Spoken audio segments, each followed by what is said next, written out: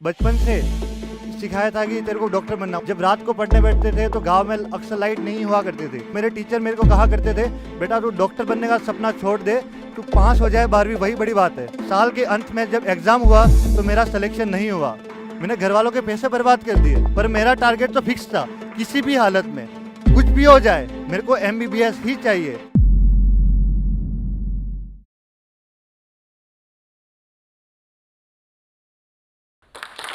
Thank you so much, thank you.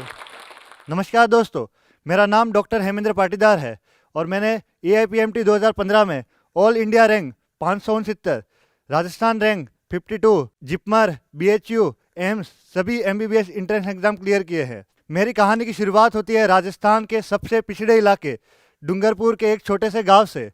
जिस गांव में ना ढंग से बिजली आती है न सड़क है, उस गांव से मेरी शुरुआत होती है। मेरे पापा एक आयुर्वेदिक कंपाउंडर हैं एक छोटे से हॉस्पिटल में। मेरी माताजी खेती का काम करती है और नरेगा में मजदूरी का काम करती थी। तो मेरी 8वीं तक की स्कूल मेरे गांव में हुई, पर 8वीं के बाद हमारे वहाँ पे स्कूल नहीं होती थी तो हमें दूसरे गांव में जाना पड़ता था, जो कि मेरे गांव से लगभग 5 किलोमीटर दूर था। तो वहाँ जाने और आने के लिए हमारे पास कोई साधन नहीं होते थे। कभी कोई गाड़ी मिलती थी, कभी नहीं मिलती थी। जब हमें कोई बस मिलती थी तो या तो हम लटक के जाते थे या उसके ऊपर बैठ के जाते थे, और बहुत बार नहीं मिलती थी तो हम खेतों से होते हुए पहाड़ से या घाटी से चढ़ के वैसे जाया करते थे। स्कूल से आने के बाद मैं क्या करता था कि जो अपने भैंस वगैरह होती है उनको पानी पिलाना, उनको नहलाना, कपड़े धोना, बर्तन साफ करना, ये सब मेरा काम होता था। जब रात को पढ़ने बैठते थे तो गांव में अक्सर लाइट नहीं हुआ करती थी, तो मैं क्या करता था कि जो अपनी बोतल होती है उसके ढक्कन में छेद करके उसमें जूते की लहट डाल के, केरोसिन डाल के और एक चिमनी बना के उसमें पढ़ाई करता था। शुरुआत की मेरी पढ़ाई इसी तरह चलती रही और 10वीं तक की मेरी पढ़ाई मेरे गांव में हिंदी मीडियम में हुई। अब मेरे पापा एक आयुर्वेदिक कंपाउंडर थे, तो उन्होंने मेरे को बचपन से सिखाया था कि तेरे को डॉक्टर बनना है। उन्होंने सपना दिखाया था कि तेरे को डॉक्टर बनना है, और मेरे को भी अंदर से था कि मेरे माँ बाप का सपना मेरे को पूरा करना है। इसलिए मैं गांव से दूर शहर आ गया। मैंने अभी तक जो पढ़ाई की थी वो गवर्नमेंट स्कूल में की थी, पर मैंने ये सपना देखा था कि डॉक्टर बनूंगा, इसलिए मैंने प्राइवेट स्कूल में एडमिशन लिया। पर जो प्राइवेट स्कूल थी वो इंग्लिश मीडियम की स्कूल थी और मेरे को इंग्लिश इतनी आती नहीं थी, पर फिर भी मैंने हिम्मत की, कोई बात नहीं, डॉक्टर बनना है तो इंग्लिश मीडियम में भी कॉप अप कर लूँगा। पहला 1 महीना मेरे को कुछ समझ में नहीं आया। मेरे को इंग्लिश पढ़ने तक भी नहीं आती थी, 11th क्लास में भी बिल्कुल भी पढ़ने नहीं आती थी। टीचर बोलते थे ये क्वेश्चन से बेटा लिख लो, मैं समझ में नहीं आता ये क्या कह रहे हैं। मैंने तो आज तक आयत वर्ग यही पढ़ा था, ये क्या बोल रहे कुछ पता नहीं चल रहा था। जब पहली बार पहला एग्जाम हुआ मेरे इंग्लिश मीडियम में, तो मेरे 90 में से 9 नंबर आए। जो बच्चा अपनी 10वीं क्लास तक क्लास में टॉप करता था वो पीछे से टॉप करने लगा था। मेरे को कुछ समझ में नहीं आ रहा था क्या हो रहा है मेरे साथ। मैंने घर वालों को बताने की कोशिश भी की, पर किस मुंह से बताऊं। वो मेरे लिए इतना पैसा इकट्ठा कर रहे हैं, मेहनत कर रहे हैं, और मैं इनको ये बताऊं कि भाई मेरे को समझ में नहीं आ रहा, मैं आपका सपना पूरा नहीं कर सकता। मैंने सोचा कि मैं उनको ये नहीं बताऊंगा। जब मेरे डाउन होने लगा, क्लास में सबसे पीछे आने लगा, तो मेरे टीचर मेरे को कहा करते थे, बेटा तू डॉक्टर बनने का सपना छोड़ दे, तू पास हो जाए 12वीं वही बड़ी बात है। मेरे वार्डन कहते थे तो डॉक्टर तो बहुत दूर की बात है, पशु कंपाउंडर बन जाए वही बहुत बड़ी बात है। पर मैंने सोच लिया था कि मेरे को किसी भी हालत में मेरे डॉक्टर बनना है। मैंने सोचा कि मैं रात को और ज़्यादा समय दे के पढ़ाई करूँगा, क्योंकि मैं हॉस्टल में रहता था। तो वहाँ पर क्या होता था कि रूम में बहुत सारे और लोग भी रहते थे। तो मैंने उनको बोला कि मैं रात को थोड़ा ज़्यादा पढ़ूंगा, कमज़ोर स्टूडेंट हूँ तो मेरे को पढ़ने की ज़रूरत है, तो मेरे को थोड़ा पढ़ने देना। उन्होंने साफ मना कर दिया कि लाइट जब हम सोएंगे तो बंद करके सोएंगे। मैंने उनके रिक्वेस्ट की, भाई प्लीज़ मेरे को थोड़ा पढ़ने देना, क्योंकि मैं हिंदी मीडियम से आया हूँ और इंग्लिश मीडियम में इतना समझ में नहीं आता। उन्होंने साफ किया, तेरी औकात है ना तो ये लाइट चालू करके बता देना, जब हम सोएंगे तो लाइट बंद करके ही सोएंगे। फिर भी मेरे को मेरा लक्ष्य पता था, मेरे को किसी भी हालत में मेरे को डॉक्टर बनना था। मैं बाथरूम में जाके पढ़ाई करता था, बाथरूम में बहुत बार रोया भी कि मेरे साथ ऐसा क्यों हो रहा है, क्या मैंने कुछ पाप किया है। पर फिर भी मेरे को डॉक्टर बनना था। मैंने सबको साइड में रखा और सोचा कि किसी भी हालत में यहाँ से डॉक्टर बन के ही निकलूंगा। जैसे तैसे करके 11th पास की, 12th पास की। जब 12वीं मैंने पास कर ली तो मैंने कोटा जाने का डिसीजन लिया। कोटा जाने के लिए मैंने घर वालों को बोल दिया कि आप थोड़े पैसे इकट्ठे कर लेना, मेरे को कोटा जाना है।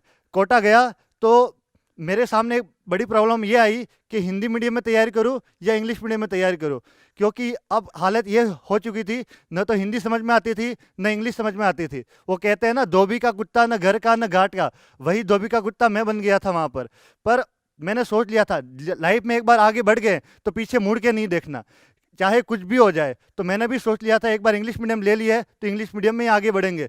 तो पूरे साल मैंने कोटा जाके पूरी मेहनत की। दिवाली, होली, रक्षाबंधन, गांव में बहुत सारी शादियां हुई, रिश्तेदार की बहुत सारी शादियां हुई, घर में खुन फंक्शन थे।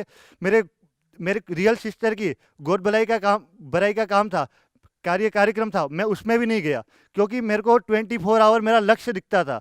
मैंने सब कुछ छोड़ दिया, दोस्त, रिश्तेदार, घर परिवार, सब कुछ। बस पूरे टाइम एक ही काम करता था और मेरा एक ही टारगेट था कि मेरे को किसी भी हालत में डॉक्टर बनना है। साल के अंत में जब एग्ज़ाम हुआ तो मेरा सिलेक्शन नहीं हुआ।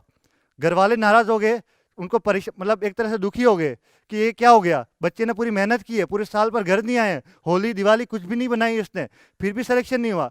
फिर मैंने उनको समझाया, कोई बात नहीं, सिलेक्शन नहीं हुआ पर मैं अगली बार फिर सिलेक्शन ले लूँगा, एक बार मेरे को वापस कोटा भेज दो। घर वाले मान गए और मेरे को वापस कोटा भेज दिया। इस साल फिर मैंने पूरी मेहनत की। रास्ते में आते जाते भी साथ में डायरी रखता था कि आते जाते भी एक दो क्वेश्चन पढ़ लूँ, कुछ एग्जाम्पल याद कर लूँ, जैसे कि वही इस बार वही वापस, होली दिवाली कुछ नहीं, दुनिया से कनेक्शन नहीं। इस बार मेरा सिलेक्शन हो गया, मैं खुश, घर वाले खुश, सब आपस में ऐसा लग रहा है पूरी लाइफ सेट है। घर से कोटा से पूरा सामान लेके घर पे आ गया। जब काउंसलिंग हुई तो मैंने काउंसलिंग का अप्लाई कर दिया और ये लगभग तय हो चुका था कि मेरे को one of the best medical college मिल जाएगी।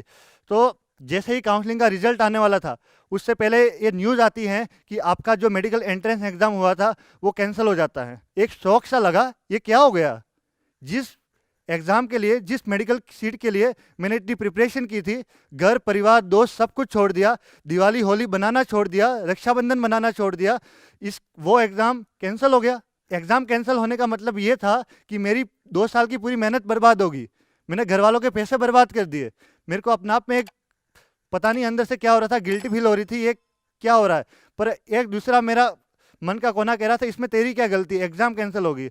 1 महीने बाद वापस एग्ज़ाम हुआ तो मेरा सिलेक्शन नहीं हुआ। मेरा एमबीबीएस के लिए मेरे को एमबीबीएस की सीट नहीं मिल रही थी और बीडीएस की सीट मिल रही थी, पर मेरा टारगेट तो फिक्स था, किसी भी हालत में कुछ भी हो जाए मेरे को एमबीबीएस ही चाहिए, एमबीबीएस की ही सीट चाहिए। अब मैंने 2 साल बर्बाद कर चुके थे, मैंने घर वालों के पैसा बर्बाद कर चुका था। अब घर वालों को किस मुंह के साथ कहूँ कि मेरे को फिर से तैयारी करनी है। घर वाले भी थोड़ा दुखी थे, उनको लग रहा था कि आगे बेटा क्या करेगा, 2 साल बर्बाद कर लिए। उसके साथ वाले पता नहीं कहाँ पहुँच गए होंगे, कोई नौकरी कर रहा होगा, किसी की बीएससी कंप्लीट होने आ गई होगी। उन्होंने बोला बेटा तू टेंशन मत ले, तेरे को एमबीबीएस करनी है तो हम तेरे को एमबीबीएस करवा देंगे, अपने खेत बेच देंगे, अपने लोन ले लेंगे, किसी से उधार ले लेंगे, पर तेरे को एमबीबीएस करने प्राइवेट में एमबीबीएस करवा देंगे। मैंने भी उनको कह दिया करूँगा तो मैं एमबीबीएस ही, पर अपने दम पर। और वही मेहनत करने लगा, पूरे रात भर पढ़ना, पूरे दिन, पूरे 24 आवर ऐसा था कि दिमाग में टारगेट फिक्स था। उठते हैं, बैठते हैं, खाते हैं, सोते हैं, हर काम के लिए मैं ये फिक्स था कि ये टारगेट लेके काम करता था कि मेरे को पढ़ाई करनी है। मेरा हर काम उस डायरेक्शन में होता था, उस तरफ ओरिएंटेड होता था कि किस तरह मेरे को मेरी मेडिकल कॉलेज की सीट मिल जाए। मैं आपको एक इस साल का किस्सा सुनाना चाहता हूँ। दिवाली थी तो दिवाली की शाम को क्या हुआ कि दुकान वगैरह बंद होती, क्योंकि वो भी सब घर चले जाते हैं, तो मैच वगैरह सब बंद थी। तो मैं जब शाम को खाना खाने निकला तो मेरे को दिमाग में ध्यान नहीं रहा कि आज दिवाली है। जब खाना खाने निकला तो मैच वगैरह मेरे को बंद मिली। मैं फिर दुकान पे गया, 4-5 दुकानें घुमा, मेरे को बंद मिली, पर एक दुकान खुली थी। मैंने उनसे बोला भैया बिस्किट दे दो। फिर मैं घर पे आ गया वापस, और वो जो बिस्किट लाया था उसको पानी के ग्लास में डुबो के वो खाने लगा। घर से फ़ोन आया कि बेटा आज दिवाली थी, कुछ अच्छा खाया कि नहीं खाया, कुछ मिठाई वगैरह खाई कि नहीं खाई। मैंने बोल दिया हाँ आज तो मैंने मिठाई खाई और खीर खाई, पूरी खाई, क्योंकि मैं उनको ये नहीं बता सकता कि मैंने आज बिस्किट खाए, बिस्किट को पानी में डुबो के खाए, क्योंकि ये मेरा टारगेट था और मैं नहीं चाहता था कि वो दुखी हो जाए।